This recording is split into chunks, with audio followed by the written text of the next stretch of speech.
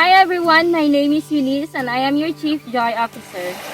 Hi, and I'm Elizabeth from Housekeeping Department. And for today's activity, we will show you how to make a cat towel origami. And here are the things needed. 1 bath towel, 1 hand towel, 5 pieces of face towel, and 2 clean roll tissue.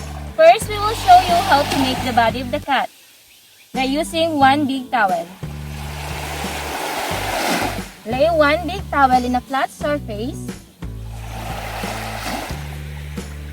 Roll both left side and right side of the towel into the middle.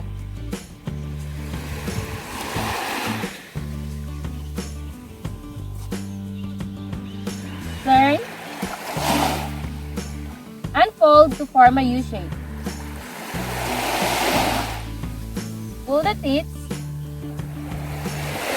and split. And it should look like this. Next, we will show you how to make the head of the cat by using 1 hand towel. Lay it in a flat surface. Fold to get the center. Roll the top, right side and left side of the towel.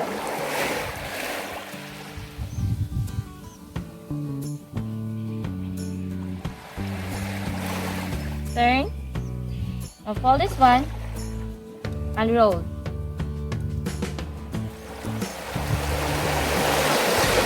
Then tuck it in.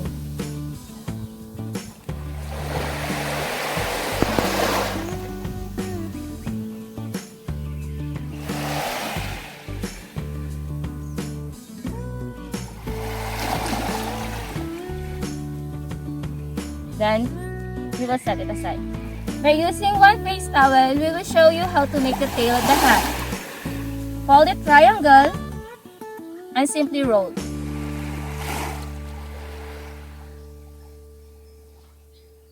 And here's the tail of the cat. Next, we will show you how to make kitten.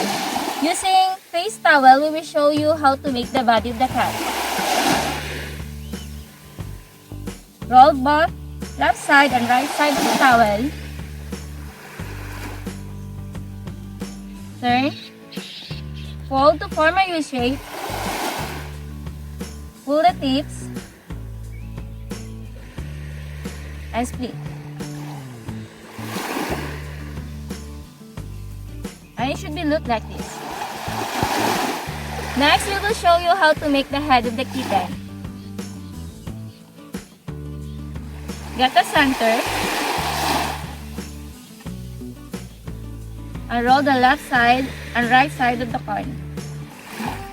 Right into the center.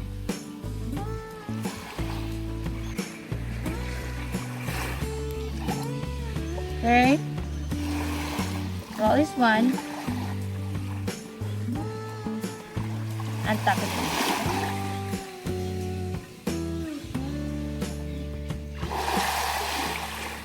Then we have here the head of the kitten.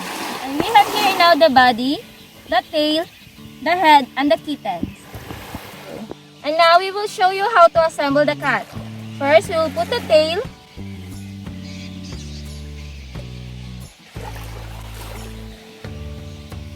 the head,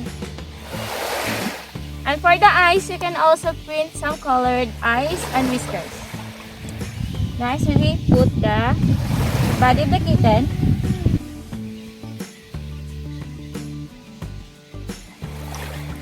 the head, and the tail.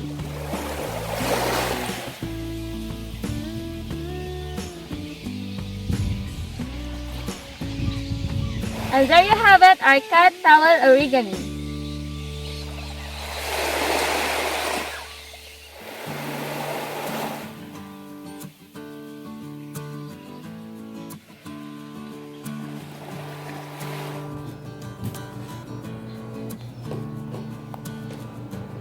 I have a lot more to show you, so watch out for our next towel origami. Until next time, bye!